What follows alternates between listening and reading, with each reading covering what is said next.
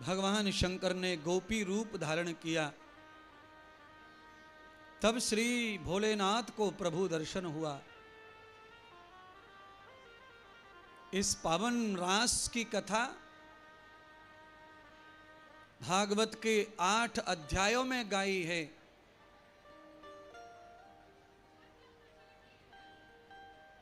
रास अष्टाध्यायी इतनी पावन कथा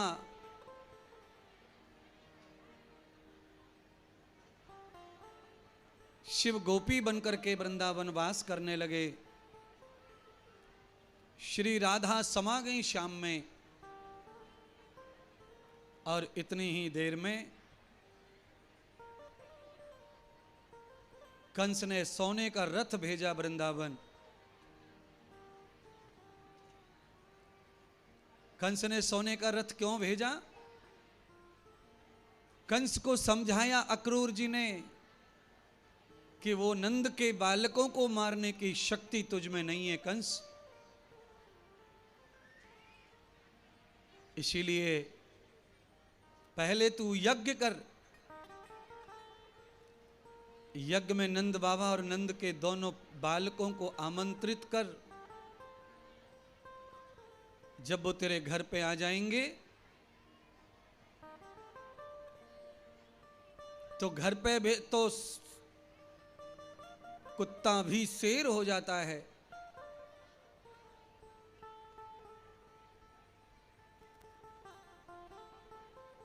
तो तेरा बल काम करेगा और वो निर्बल हो जाएंगे, तो बुला के मार दे छल कपट से। अक्रूर जी कौन है? तो कहा ये कृष्ण भगवान के काका हैं, श्री वसुदेव के भ्राता। अक्रूर जी ने ये लीला, ये नीति क्यों सिखाई? क्योंकि अक्रूर जी का मित्र था कंस और वसुदेव जी का भी मित्र था।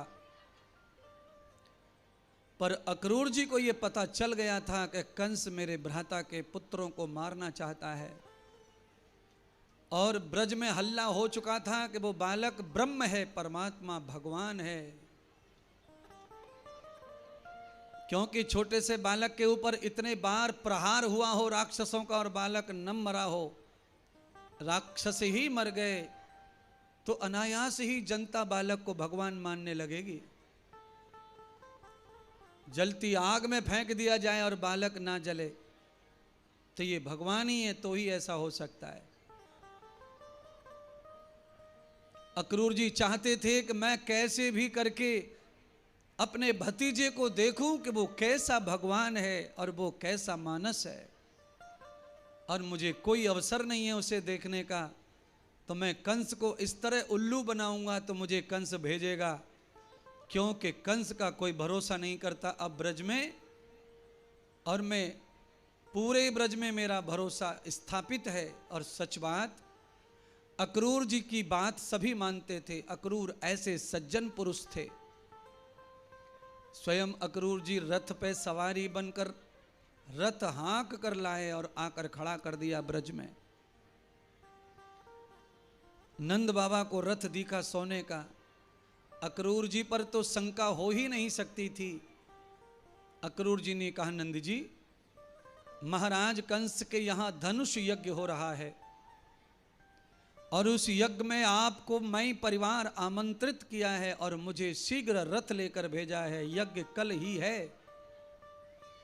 श्री नंद जी ने जल्दी जल्दी नहाना धोना किया, कपड़े बदले और अपने बलराम कृष्ण को रात में लिया। सखा रोने लगे तो भगवान ने सखाओं को भी साथ ले लिया और भगवान मथुरा की ओर चल पड़े।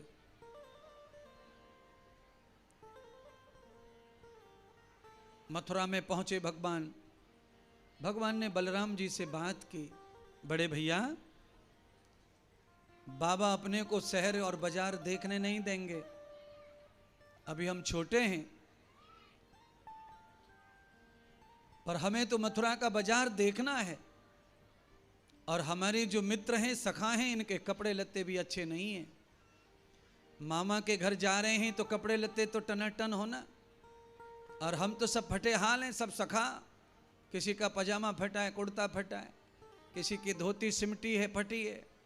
यज्ञ में ऐसे कपड़ों से जाना अच्छा नहीं होगा, हमारे मित्र हैं ये, तो पहले कपड़ों की व्यवस्था हो। तो कहा बाबा सो जाएंगे तब ना। दोनों बालकों ने बाबा के चरण दबाए और बाबा को गहरी नींद प्रदान कर दी महाराज। बच्चों ने पैर दबाए नंद बाबा के और बाबा सो गए। रात्रि में उठे बच्चे और सखाओं के साथ चल पड़े मथुरा घूमने। रास्ते में कंस का धोबी कपड़े धोकर प्रेस करके ले जा रहा था, रथ में रख कर। भगवान ने रथ रुकवा लिया और कहा बताओ इतने सारे कपड़े किसके ले जा रहे हो चुरा कर? तो कहा नहीं, चोरी नहीं की, ये कपड़े सब राजा के हैं। एक आदमी के पास इतना वस्त्र और हमारे मित्र सब फटे टूटे कपड़ों में। भगवान ने आदेश कर दिया कि ये अन्याय है, कंस का सबकी संपत्ति पर कब्जा करके बैठा है, इसलिए कंस का तू नौकर है, इसलिए हम कुछ नहीं कहते, पर राजी से कपड़े दे दे, इसमें से 10 जोड़ी।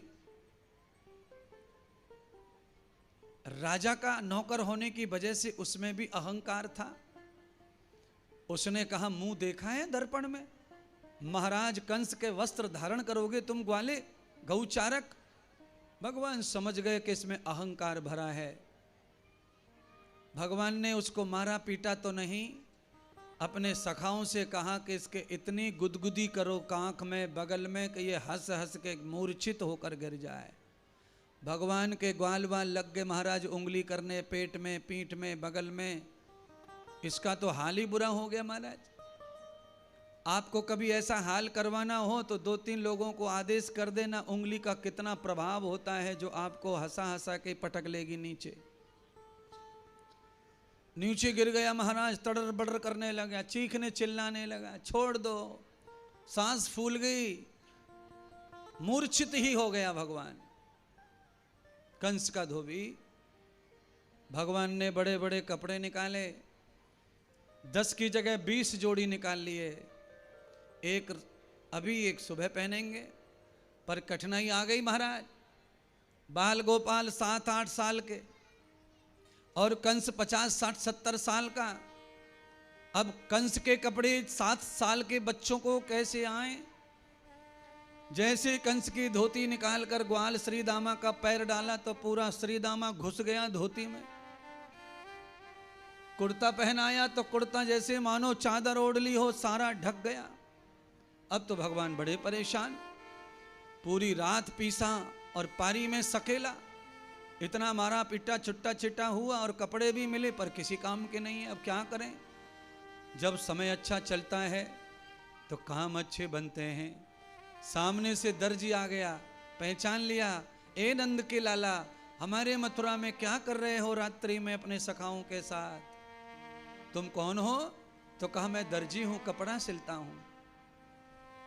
ओहो, भगवान ने कहा अगर तुम हमारे बाबा को प्यार करते हो तो हम सबके कपड़े तत्काल तैयार करो, ये बड़े कपड़ों को छोटा कर दो और तैयार कर दो। कहते हैं दर्जी ने सब भगवान के कपड़े बना बना कर सखाओं को पहनाए, सारे सखा सुंदर हो गए। तब ही भगवान ने दर्जी को आशीर्वाद दे दिया, धन्य कर दिया। तो भगवान के कपड़े जो मुफ्त में सिलेगा उसका व्यापार नित्य बढ़ता चला जाएगा, वो बहुत धन का स्वामी हो जाएगा।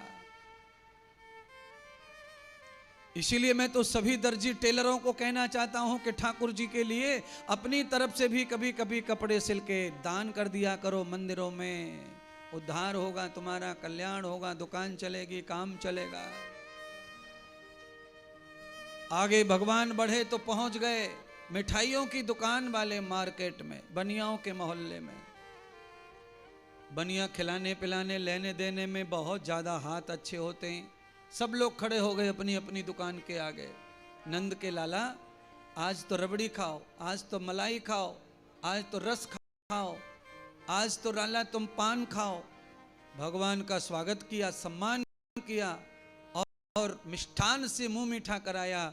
भगवान ने वरदान दे दिया कि तुम हमेशा ही लक्ष्मी के साथ ही रहोगे, तुम्हारे को बरकत लक्ष्मी में निरंतर होगी।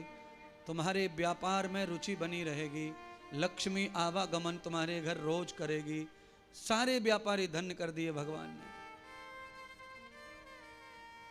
परमात्मा आगे बढ़े तो वहां पर कुछ अकड़ू लोग भी मिले, तो भगवान ने उनको अकड़ने का ही वरदान दे दिया। आगे भगवान और बढ़े तो कंस का महल आ गया। वहां पर खड़ी थी कुब्जा, जो रोज कंस के चंदन का तिलक लगाया करती थी और लेप करती थी शरीर पर स्नान के लिए। जबकि ये कथा है तब साबुन नहीं था नहाने के लिए,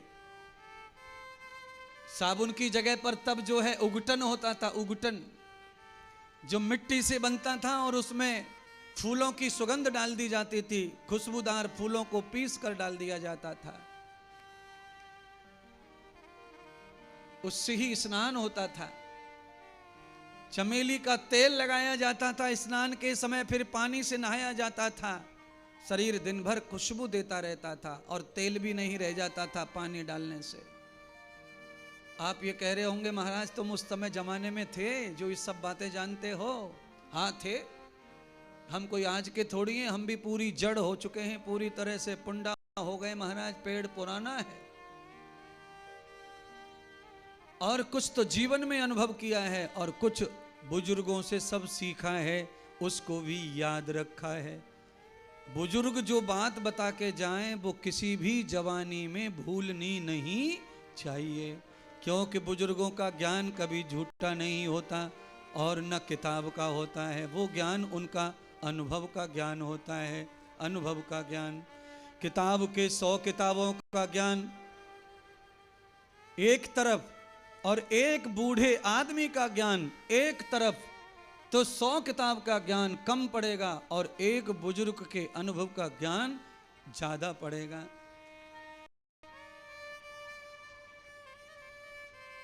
उदाहरण के लिए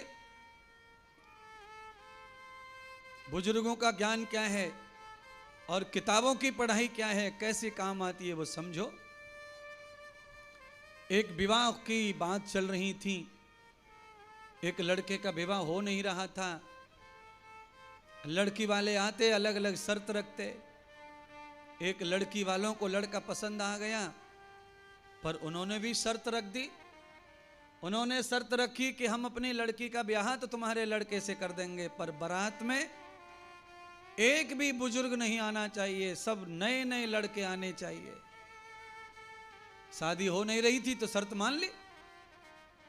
बारात तैयार हुई, दूल्हा चलने लगे, बारात चलने लगी, सब नए नए लड़के बारात में जा रहे हैं, क्योंकि शर्त लड़की वाले की ऐसी थी। 99 साल का एक बूढ़ा लड़के का नाना वो रोने लगा। सब लड़कों ने कहा नाना जी आपकी वजह से शादी टूट जाएगी, क्योंकि शर्त है कि कोई बुढ़ा नहीं आना चाहिए। नाना जी ने कहा कि मेरे 2-4 महीने बचे मरने के, 99 का हो गया,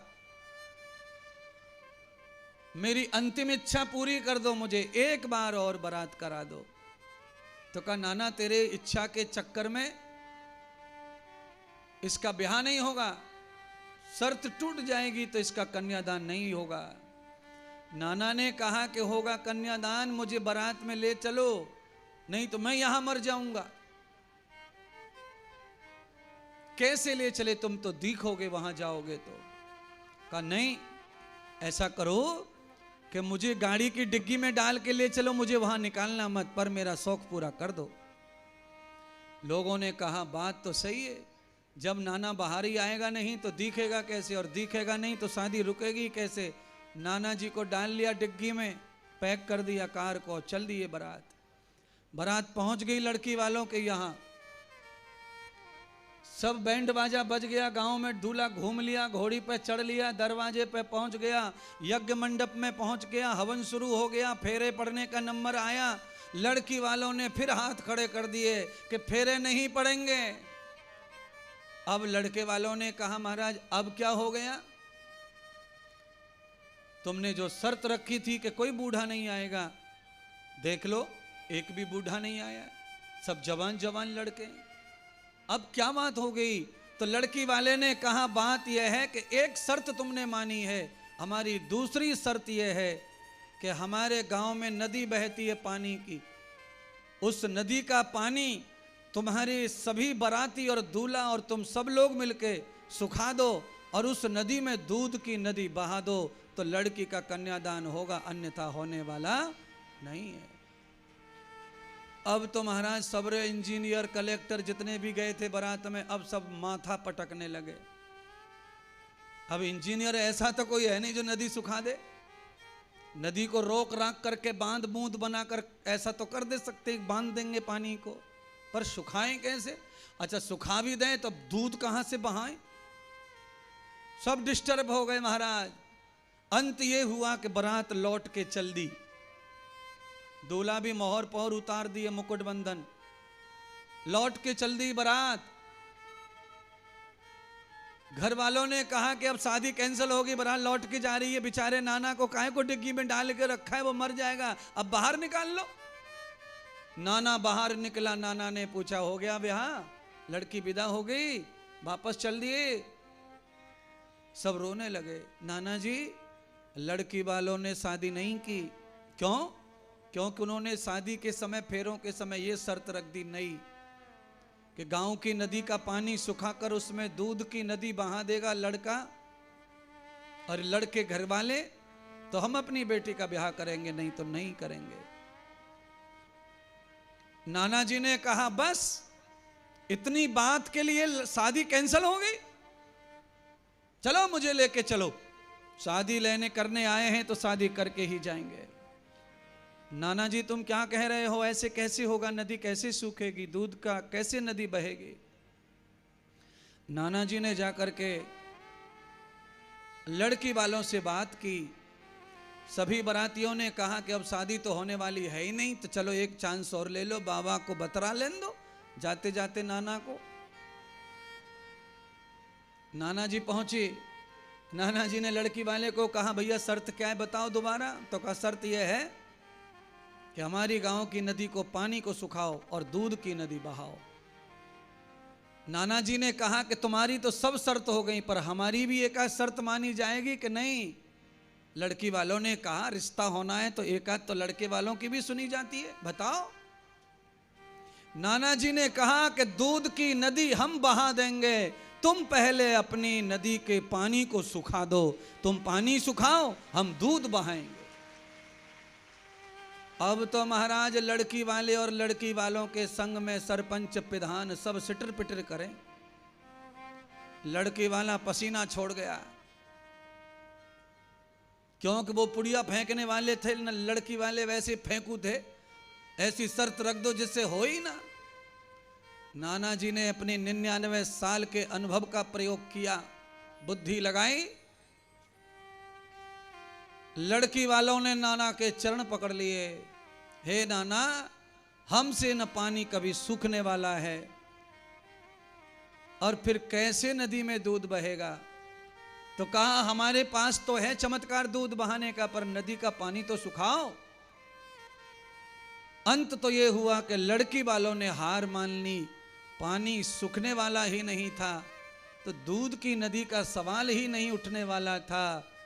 कुल मिलाकर ये दृष्टांत मैंने आपको काल्पनिक बताया है कि जिंदगी में बड़े बड़े जवान जवान लड़के चाहे जितना पढ़ लिख जाएं, पर जो काम बुढ़ा व्यक्ति कर सकता है अपनी बुद्धि से, वो काम किताब के ज्ञान से नहीं होगा महाराज। अनुभव का ज्ञान सत्य होता है, किताब का ज्ञान फिलॉसफी का तो है, पर आदमी किताबी ज्ञान को आधा मनगढ़ंत भी लिखता है, अंदाज से भी लिखता है। इसलिए बंधुओं, शादी हो, ब्याह हो, पार्टी हो, जन्मदिन हो, कथा हो, सगाई हो, लगन हो, कोई भी उत्सव हो, जवान चाहे जितने भी आके गुंडागिर्दी करें, कुदड़ा करें, नचना करें, पर आधे बड़े बूढ़े समझदार बुजुर्ग भी फंक्शन में होने चाहिए। न जाने कैसी परंपरा सामने आ जाए, क्या करना पड़े। इसीलिए भगवान नंद बाबा को साथ लेकर मथुरा पहुंचे। अब जो काम अकेले करना है वो अकेले कर रहे हैं, नंद जी के साथ जो काम करना है वो नंद के साथ करेंगे। कुब्जा ने निश्चय कर लिया कि आज सुबह सुबह 4 बजे नंद के लाला का दर्शन हुआ है, गोपाल का गौचारकों का दर्शन हुआ है, शास्त्र कहता है कि गौ सेवा करने वाले का दर्शन सुबह उठते ही हो जाए तो समझ लेना तुम्हारे ऊपर आज लक्ष्मी की कृपा बरसने वाली है। कोई काम तुम्हारा बनेगा जिससे धन आएगा घर पे। इसीलिए आवश्यक है दरवाजे पे गाय हो। गाय स्वयं लक्ष्मी का स्वरूप है। गाय के अंग अंग में अलग अलग वास है। पार्वती, लक्ष्मी, शंकर, गणेश।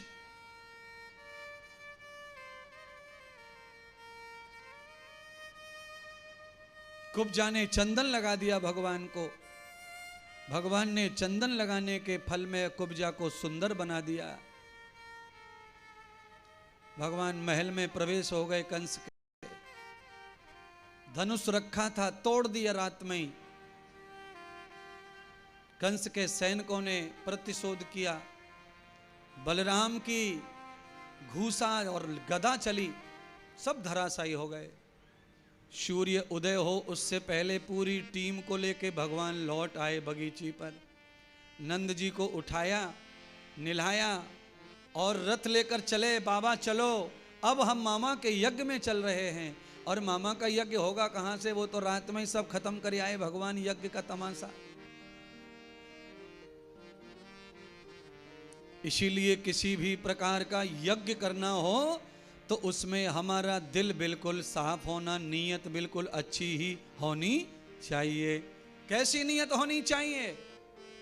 मैं जो भी पूजा पाठ कथा यज्ञ कर रहा हूं इससे मेरे समस्त समाज का कल्याण हो, इस भावना से जो करता है उसका कथन, उसका कथा पूर्णतः सफल हो जाती है, पूर्णतः धन्य हो जाती है। महाराज अपने दिखावे के लिए, अपने स्वार्थ के लिए कथा कोई करता है तो उसकी कथा में विघ्न भी आ जाता है, यज्ञ में विघ्न भी आ जाता है।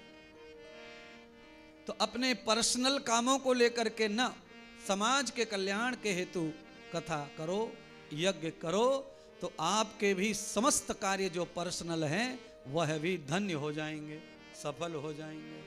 कथा सार्वभौम है तो सबके लिए कथा करनी चाहिए।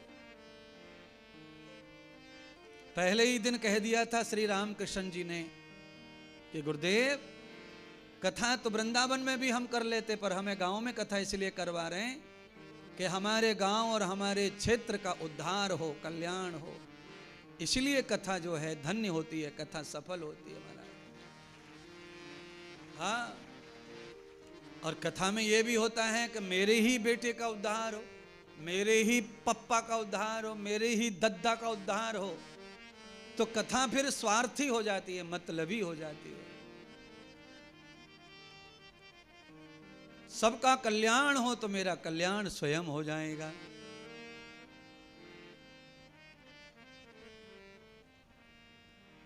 सुबह सुबह निकले रथ में बैठकर। कंस को पता चला कि रात्रि में ऐसा उपद्रव नंद के ही बालकों ने किया है, तो कहां से आ रहे हैं वो पता लगा लिया और उसी रास्ते में नशा करवा दिया हाथी को, मदरा पिला दी। हाथी पगला हो गया और सबको तोड़ते उजाड़ते चल रहा था। भगवान को भी मारने के लिए हाथी छोड़ा था। भगवान समझ गए इसमें जानवर का कोई दोष नहीं है, इसकी बुद्धि कंस ने बदली है मदरा पिलाकर, इसलिए इसे दंड देना मृत्यु ठीक नहीं है, क्योंकि ये जानवर है। भगवान ने उठाया हाथी को और स्वर्ग में भेज दिया इंद्र के पास, मृत्यु दंड नहीं दिया। कंस के महल में पहुंच गए और कंस ने अपने राक्षसों को पढ़ा के रखा था। जैसे ही कृष्ण प्रवेश करे आक्रमण कर दो। नंद बाबा के साथ रथ से उतरकर महल में प्रवेश किया। चाणूर और मुष्टक नाम के दो पहलवान राक्षस, बहुत बलवान, अचानक धोखे से आक्रमण किया। दोनों बालक युद्ध करने लगे। नंद बाबा को घबराहट होने लगी, मेरे छोटे छोटे बच्चों के साथ छल किया। बाबा गैर होश होकर गिर पड़े। आज मेरे छोटे छोटे बालक नहीं बचेंगे इन दुष्टों के हाथों से। बाबा मूर्छित हो गए। बलराम और कृष्ण ने सफाया कर दिया राक्षसों का। कंस की गर्दन पकड़ ली, बैठ गए छाती पर। दय मुक्का दय मुक्का दय मुक्का, प्राण हरण कर लिए कंस के। कंस का प्राण जब निकल रहा था तब ही कंस को दर्शन हुआ चतुर्भुज नारायण का कृष्ण के रूप में। कहते हैं कंस भगवान के दर्शन करके मृत्यु को प्राप्त हो गया तो उसकी भी मुक्ति हो गई भगवान के दर्शन से। अंतोदयान दर्शनम प्रभम यस्यम यस्मिन् आचरः।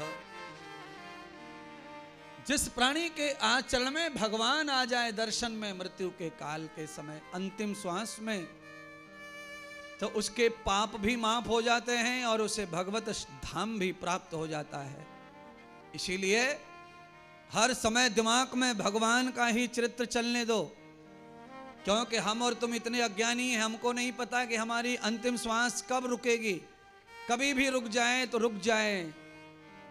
हर समय प्रभु का अगर चिंतन चल रहा है तो मरते मरते प्रभु का चिंतन होगा तो सबरी चिंता सबरे पाप भगवान नष्ट कर देंगे, माफ कर देंगे और अपनी शरणा